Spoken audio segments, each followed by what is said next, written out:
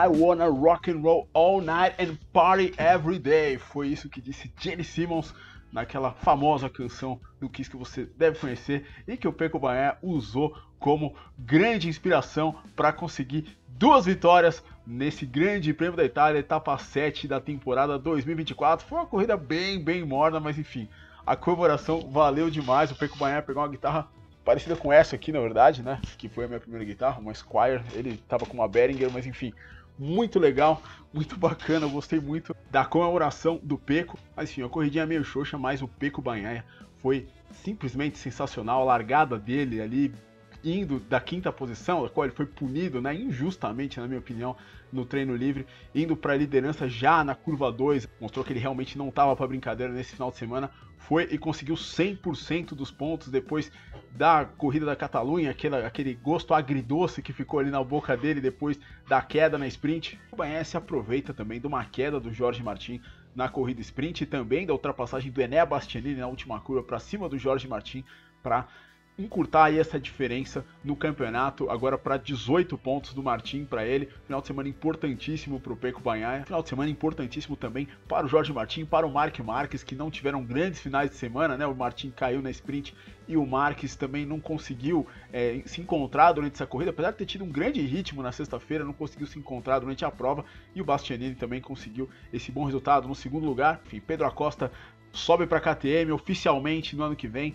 Muita coisa aconteceu, a gente comenta tudo isso a partir de agora, nesse pós-GP da Itália. Pecco Bagnaia venceu a sprint com o Marc Marquez em segundo, Pedro Acosta em terceiro, Franco Morbidelli, bom final de semana do Franco Morbidelli na 4ª posição, Maverick Vinales, Brad Binder, Fábio Di Gianantonio, Alex Marques, Aleix Espargaró. Brad Binder fez uma baita largada de 13º para 4º na corrida sprint. No GP, Pecco Bagnaia venceu com o Enea Bastianini em segundo, Jorge Martin em terceiro, Marc Marques, Pedro Acosta, Franco Morbidelli, Fábio Di Gianantonio, Maverick Vinales, Alex Marques, Brad Binder, Aleix Espargaró, Raul Fernandes, Marco Bezzecchi, Miguel Oliveira e o Alex Rins. Uma Yamaha que surpreendeu na sexta-feira, mas só um pontinho para ele na 15ª posição. O campeonato, Jorge Martin segue líder, mas agora com muito menos pontos. Ele chegou com 39, agora são 18 pontos na liderança, 171 contra 153 do Pecco Bagnaia.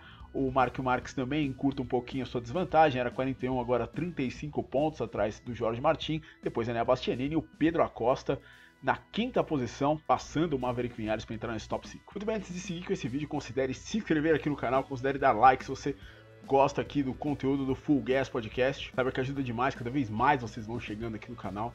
Enfim, fico muito contente de ler os comentários de vocês, responder os comentários de vocês. Muito obrigado a todos aí que sempre estão acessando aí o canal. E é isso, mas sem mais delongas, vamos falar sobre o Grande Prêmio da Itália, uma corrida com um ritmo de corrida insano, perto do que foi no ano passado. Pra você ter uma ideia, eu falei do Alex Rins agora há pouco, que chegou na 15ª posição. Ele foi mais veloz do que a corrida do Pecco Bagnaia no ano passado. No ano passado a corrida foi um pouco mais agitada, a gente teve um pouquinho mais de disputa, de mudanças de posição, mas de qualquer maneira, o Rins chegou 23 segundos atrás do Pecco, né, o que não é pouca coisa. Mas enfim, Pecco Bagnaia, ele erra sem motivo de vez em quando, a gente falou sobre isso no pós-GP da Catalunha, ele erra, mas quando tá no dia dele, quando tá no momento dele, quando ele tá tudo ali, todas as peças juntas, o cara é completamente imbatível. A gente viu em Jerez a vontade que ele teve indo para cima do Marc Marques para vencer aquela corrida. Poucas pessoas conseguiriam vencer aquela prova do Marc Marques como o Pecco Bagnaia conseguiu. E agora em Mugello, revertendo a situação, né, no campeonato dele, que estava complicado, né, depois do Grande Prêmio da França, ele realmente vinha ali, a gente não sabia muito para onde ia o Pecco Bagnaia, estava muito mais para o Marc Marques no campeonato do que para o Jorge Martin. Teve a queda ainda na Catalunha, mas a vitória na Catalunha, a primeira dele no Mundial, e agora, mais uma vez, uma dupla vitória em Mugello, né? Assim como no ano passado, né? Ele venceu também a corrida em 2022, ou seja, são 5 vitórias seguidas para ele em Mugello, 3 seguidas em GP, pela primeira vez vitórias seguidas, né? Em corridas seguidas, em GP seguidos, desde 2022, na Áustria, em San Marino. Portanto, um grande momento para o Pecco Bagnaia, vai aí para essa parada de 3 semanas com uma moral ótima. Eu diria que o grande lance da corrida, a grande chave da vitória do Pecco Bagnaia foi realmente essa primeira curva, né? Essa largada do Pecco. A largada foi boa, mas a primeira curva, a decisão que ele tomou de ir por fora realmente foi o que valeu a corrida, no caso, né? Ele tentou, ele disse até que se lembrou de uma largada do ano passado, na qual o Miller passou ele na largada, né? A gente lembra, o controle de largada da KTM no começo do ano passado era muito bom, o Miller até passa fazendo aquele V de vitória e o Pecco acaba superando ele logo em seguida, e o Pecco resolveu ir por fora. E uma coisa que foi crucial para ele foi o fato do Maverick Viñales, que estava largando na primeira fila, dar uma espalhadinha. Ele simplesmente saiu da frente do Pecco e o Pecco conseguiu emparelhar ali, conseguiu primeiro passar o Marques, confirmar a ultrapassagem em cima do Marques, e emparelhar junto com o Bastianini e frear mais dentro do que o Martin. O Martin, segundo o Pecco, até foi bem conservador na freada para a curva 2. O Pecco conseguiu se colocar na frente do Martin e ali meio que a corrida ficou à disposição do Pecco. Depois daquela largada, eu vou te falar que eu era capaz de apostar realmente que o Bagnaia ia conseguir vencer, porque era tudo que ele queria, tudo que ele gosta é estar realmente na frente administrando essa vantagem. Nunca teve muita vantagem na frente, mas ele sempre tinha alguma coisa. Sempre que o Martin chegava um pouquinho perto do Pecco, o Pecco sempre tinha alguma coisa para mostrar. O Martin até tentou chegar nas últimas voltas, mas o Pecco Bagnaia, acho que esse domingo é um daqueles dias que o cara tá imbatível, né? Pode jogar tudo nele, pode tentar tudo, que realmente não teria como o Pecco perder essa corrida. No fim das contas, ele se deu muito bem, porque o Bastianini roubou pontos dos dois principais rivais dele no campeonato, principalmente do Jorge Martin, que entrou mal ali na última curva da última volta. O Bastianini conseguiu se colocar ali por dentro, na hora que o Martin foi voltar já estava a moto do Bastianini por ali. O Bastianini que realmente é um piloto muito, muito estranho, né? É incrível como ele no começo das corridas, como em corrida sprint, ele não é nada combativo, ele vai ficando para trás aos poucos. E nesse GP, o Mark Marques ficou muito tempo atrás dele, conseguiu fazer a ultrapassagem do Bastianini, e ele chegou a falar depois da corrida que ele meio que dormiu no meio da prova. Ele mesmo disse isso, ele usou essa palavra, dormir.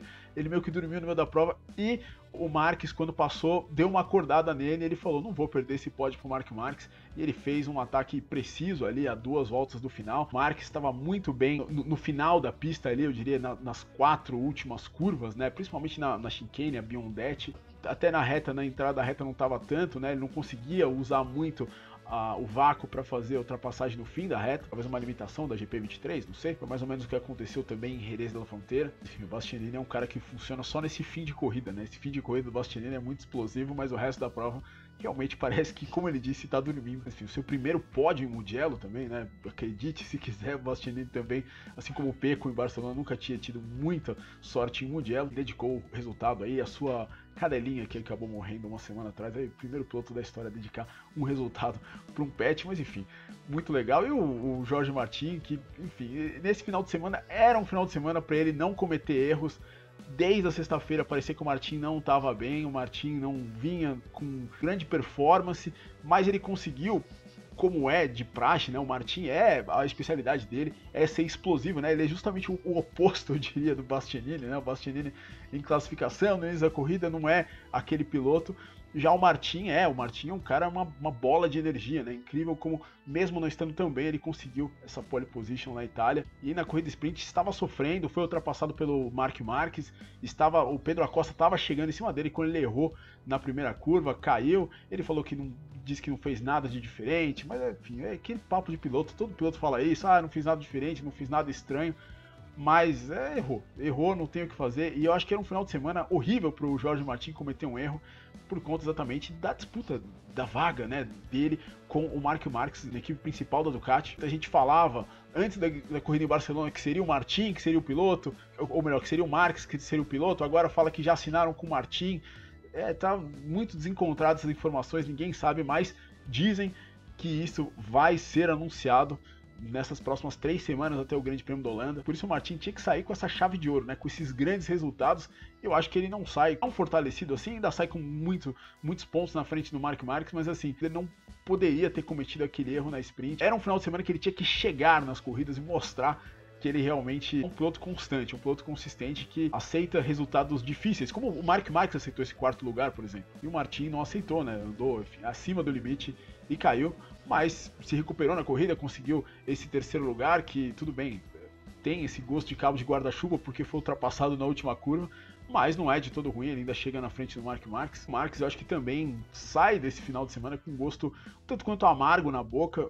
na sexta-feira, ele e o Pecco tinham os melhores ritmos. O Marques até levando uma ligeira vantagem, mas era muito pequeno, era praticamente um empate técnico. A gente viu ele na sprint, ele demorou ali para passar o Martin. No momento que ele passou o Martin, ele até tentou, ensaiou uma aproximação em cima do Bagnaia, não conseguiu. Mas eu esperava mais dele nessa corrida, eu achei que ele fosse chegar mais próximo. Teve aquele problema ali da fumaça saindo da última curva, que o Marques disse depois que não foi um problema, né? O próprio engenheiro dele também, o Frank Garched, falou que não foi um problema. O que aconteceu é que o Marques estava mudando o traçado da última curva para tentar se aproximar ali do Enea Bastianini, ou para tentar sair, talvez, fora do vácuo do Bastianini, para tentar resfriar o pneu dianteiro dele. Ele estava passando em cima de um bump que tinha ali na saída da curva, na hora que você vai chegando ali na zebra, e por isso a moto, com o acionamento do Ride Height Device, a moto estava soltando aquela fumaça, exatamente alguma coisa na moto estava tocando no pneu e fazia sair aquela fumaça. Enfim, não era um problema da moto, né? Não era um problema.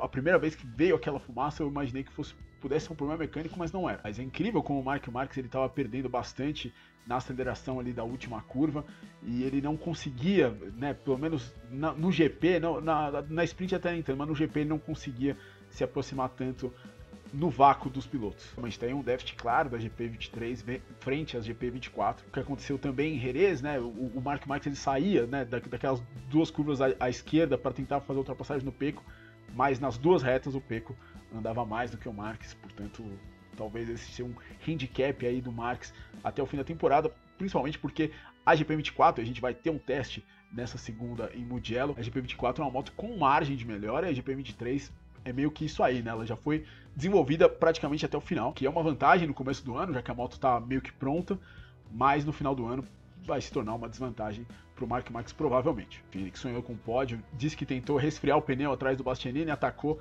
mas realmente o Bastianini estava muito mais veloz do que o Marques, que disse nesse final de semana que não tem interesse em correr pela Pramac, né? A Pramac dizem que não vai para a Yamaha, que vai ficar na Ducati e provavelmente vai ficar com as duas motos GP25 da Ducati. Motos essas fornecidas para a equipe satélite, obviamente, não vai ser aquela de fornecer uma para uma equipe e outra para outra, né? Que no caso poderia ser a Gresini e a VR46 se a Pramac fosse para a Yamaha, mas aparentemente a Pramac não deve ir para a Yamaha. Existe um contrato, né? Até, acho que se não me engano, até o final de junho ou julho, que o Paulo Campinotti tem que assinar com a Ducati. E pelo que nós vimos antes do GP, né, o Paulo Campinotti estava ali dando risada com o Didi da linha. Pode ser que esse contrato seja próximo de ser assinado, o que forçaria o Marques ou ir para a equipe de fábrica da Ducati, ou então, como ele falou que quer uma equipe de fábrica, ir procurar uma outra moto. Ou seja, tá tudo muito nebuloso aí. Eu acho que essa Silly Season aí, ela tá mais emocionante, eu diria, do que foi essa corrida da Itália. Mas uma coisa que a gente sabe agora da Silly Season, que na verdade é uma coisa ultra previsível, na verdade, é que o Pedro Acosta ia subir para a equipe da KTM, equipe de fábrica da KTM, no ano que vem. Isso foi anunciado na manhã de sábado, e o Pedro Acosta, de fato, humilhou, eu diria, todos os outros pilotos da KTM. Foi realmente embaraçoso esse final de semana.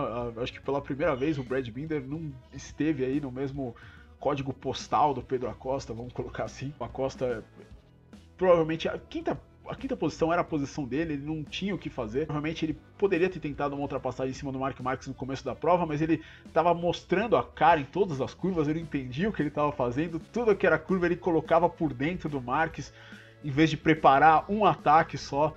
Uma dessas coisas aí, o noviciado do Pedro Acosta, a gente viu as quedas dele tanto na França quanto na Catalunha exatamente por conta disso. Tinha que dosar um pouco mais aí, o ímpeto na hora de tentar o ataque em cima do Marques, mas o Marques chegaria na frente do Acosta com certeza, porque o Acosta na segunda metade da corrida não tinha nada ali para ficar junto dos quatro primeiros. Na sexta posição a gente teve o Franco Morbidelli, que eu diria que foi sua melhor atuação, acho que desde 2021, quando ele teve aquele problema de joelho, aquela operação que até hoje dividiu um pouco a carreira do Franco Morbidelli no antes e depois, né? Ele foi pro pódio exatamente em Jerez.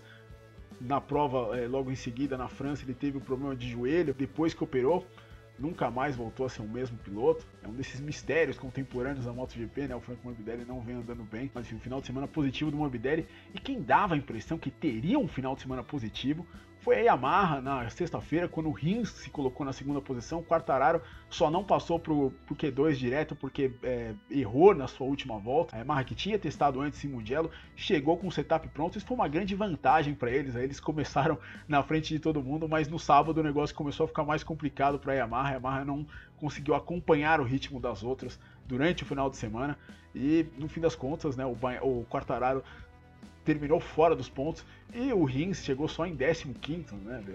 A Yamaha esperava, acho que, muito mais dessa corrida do que isso, mas aparentemente no teste de segunda-feira a Yamaha vai tentar coisas revolucionárias, como os próprios pilotos disseram, na Catalunha, então ficar ligado.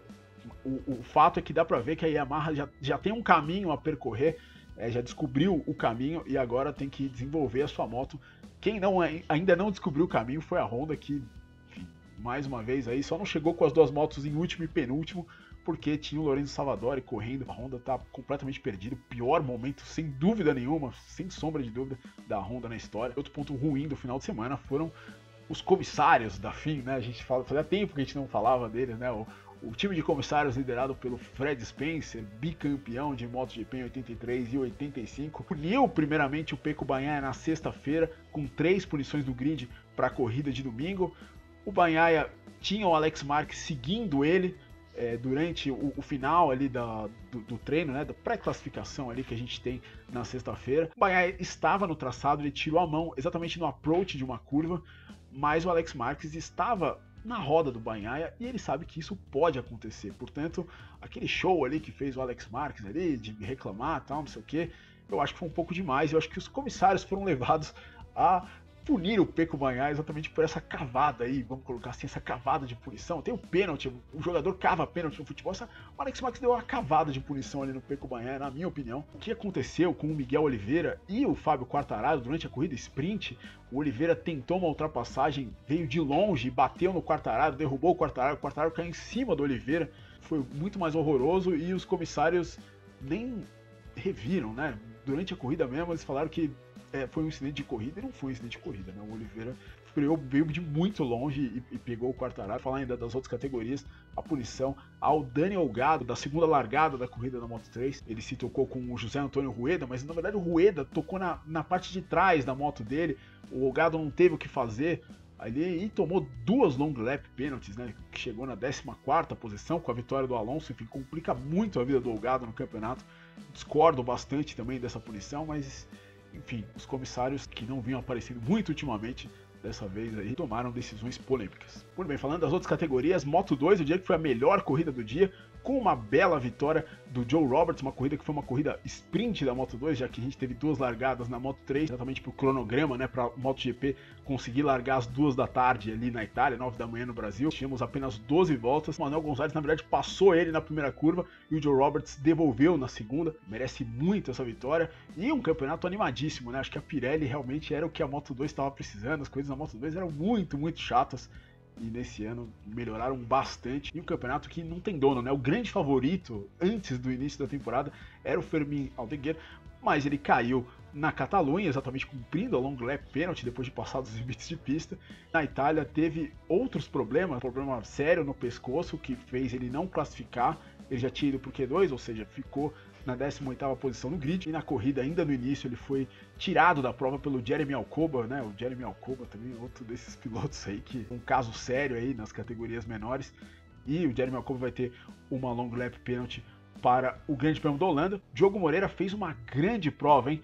23º no grid para a 11ª posição na corrida, brigando com um piloto experiente como o Mattia Pasini, que caiu na última volta, pontuou pela segunda vez no ano, depois do Grande Prêmio dos Estados Unidos, e viu Denis Foggia apenas na 20ª posição, seu companheiro de equipe italiano, né, que conhece bem a pista de Mugello, com certeza. Final de semana bastante positivo aí para o Diogo Roberts em primeiro, Manuel Gonzalez em segundo e Alonso Lopes na 3ª posição. Quarto, por líder do campeonato, Sérgio Garcia, que segue na frente no campeonato, agora apenas 7 pontos na frente do Joe Roberts. Depois, o seu companheiro de equipe, o Ayogura. O Aldeguer vem 59 pontos atrás do Garcia na 6ª posição. Muito bem, falar de Moto3, e na Moto3 nós tivemos uma grande corrida do Davi Alonso. Poucas vezes vi um piloto tão no controle na categoria menor do campeonato. Acho que desde a sexta-feira, ele quebrando o vácuo dos outros pilotos em Mugello. Normalmente todo mundo quer sair atrás do cara que tá melhor e tal, para aproveitar a referência, aproveitar o vácuo, e ele quebrou esse vácuo tanto na sexta-feira quanto no sábado, né? O Ivan Ortolá saiu atrás dele exatamente para tentar fazer a pole, E o Alonso fez a pole com 2 décimos na frente dele. A última volta, o Ortolá não estava mais conseguindo pegar o vácuo do Alonso de tão rápido que ele estava andando. E na corrida, se não tivéssemos tido a interrupção, não teria para ninguém. Como tivemos a interrupção, o Colin Wyer fez o Alonso trabalhar um pouquinho mais pela vitória, mas não teve nem chance. O Alonso é um piloto muito especial. Obviamente, ainda é a categoria menor. Quando ele subir para uma moto mais pesada, com uma Moto 2, a gente vai ver realmente ali do que é feito o Davi Alonso, mas por enquanto vai mostrando ser um pilotaço. Alonso em primeiro, Wyer em segundo e Ryusei Yamanaka conseguindo seu primeiro pódio na Moto 3 na terceira posição, depois uma queda do Ivan Ortolá na última volta. O Ivan Ortolá ainda voltou e chegou em sexto. E no campeonato, 37 pontos entre o Alonso e o Olgado, que chegou na 14ª posição, exatamente pela punição que eu falei agora há pouco. O Colin Wyer é o terceiro. E tivemos também Moto E nesse final de semana. Esse final de semana nós tivemos também 2 acidentes um tanto quanto sérios, né? Um na Moto 3 com o Chaves Urutuza, que foi atropelado aí pelo Filippo Farioli, foi para o hospital, a corrida foi paralisada, foi inclusive no mesmo ponto no qual o Jason do Pasquier foi atropelado em 2021, você sabe, né? Enfim, infelizmente vitimando o piloto suíço. E o Lukas Tulovic, o alemão da Moto E, também que caiu na última curva, aparentemente a moto bateu nele e ele, enfim, ficou desacordado na pista, o pessoal teve que ir até lá, e a corrida 1 da Moto E foi realizada depois da corrida 2, durante o último sábado. Estão bem, né? Vão conseguir se recuperar. E a Visanone venceu a corrida 2, que foi a primeira corrida realizada, e o Mattia Casadei venceu a corrida 1, que foi a segunda corrida realizada. O Casadei, mesmo com um abandono, segue na frente, o piloto que mais subiu no pódio nessa temporada, e o Zanoni na consistência ali, né? Chegou na 9ª posição na corrida 1, segue 6 pontos atrás, ele que chegou como líder, mas conseguiu vencer a corrida, portanto é uma boa ameaça aí para o campeonato. O Eric Granado conseguiu o pódio na corrida 2, mas na corrida 1 foi superado na linha de chegada. O Eric estava com problemas ali de velocidade na sua moto, ele mesmo disse durante todo esse final de semana. Metade da temporada já, o Eric infelizmente está um pouco atrás, está na 7ª posição, praticamente metade dos pontos do Mattia Casadei, que é o seu companheiro de equipe no campeonato, mas ainda não acabou, ainda o Eric tem tudo aí para poder ir atrás. Não sei se do campeonato, mas assim, de grandes resultados. Ele tem essa capacidade, ele tem essa possibilidade. Não começou da melhor maneira o ano, mas eu diria que dá para pensar em coisas boas aí para essa segunda metade da temporada. Mas por esse vídeo é isso aí. Muito obrigado se você chegou até aqui. Considere like, considere se inscrever aqui no canal para mais conteúdos como esse. E a gente se vê na próxima. Um abraço. Valeu.